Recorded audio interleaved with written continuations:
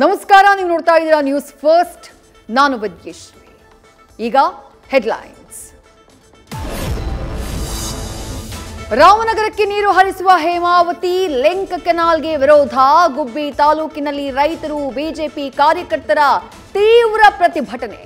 ರಸ್ತೆಯಲ್ಲೇ ಟೈರ್ಗಳಿಗೆ ಬೆಂಕಿ ಹಚ್ಚಿ ಆಕ್ರೋಶ.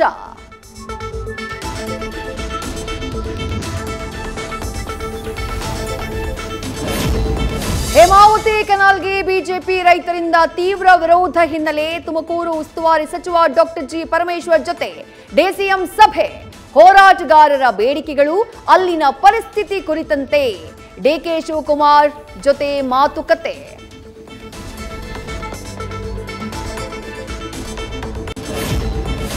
ಯಾರಿಂದಲೂ ಪ್ರಾಜೆಕ್ಟ್ಗೆ ಅಡ್ಡಿಪಡಿಸುವ ಕೆಲಸ ಆಗಬಾರದು.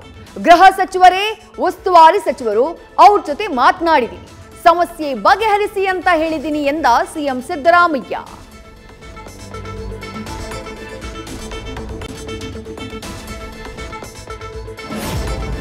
ಹೇಮಾವತಿ ನೀರು ನಮ್ಮದು, ಇದು ನಮ್ಮ ಹಕ್ಕು. ನಾವು ಜೈಲಲ್ಲಿರುವುದಕ್ಕೂ ಸಿದ್ಧ, ಹೋರಾಡೋಕ್ಕೂ ಸಿದ್ಧ. ಯಾವ ಒತ್ತಡಕ್ಕೂ ನಾವು ಜಗ್ಗೋದಿಲ್ಲ, ಬಗ್ಗೋದಿಲ್ಲ.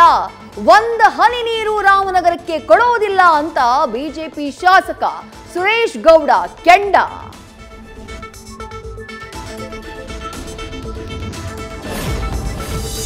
ಈಶಾನ್ಯ ರಾಜ್ಯ ಅಸ್ಸಾಂನಲ್ಲಿ ರಣಮಳೆ. ರಾಜಧಾನಿ ಗುವಾಹಟಿಯಲ್ಲಿ ವರುಣ ಮೃದಂಗಕ್ಕೆ 5 ಮಂದಿ ಬಲಿ.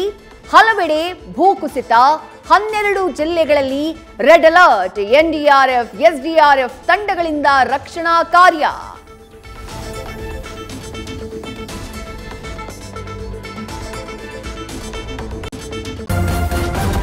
ನ್ಯೂಸ್ ಫಸ್ಟ್, ನಿರ್ಭೀತಿಯಿಂದ ನಿಮ್ಮ ಪರವಾಗಿ.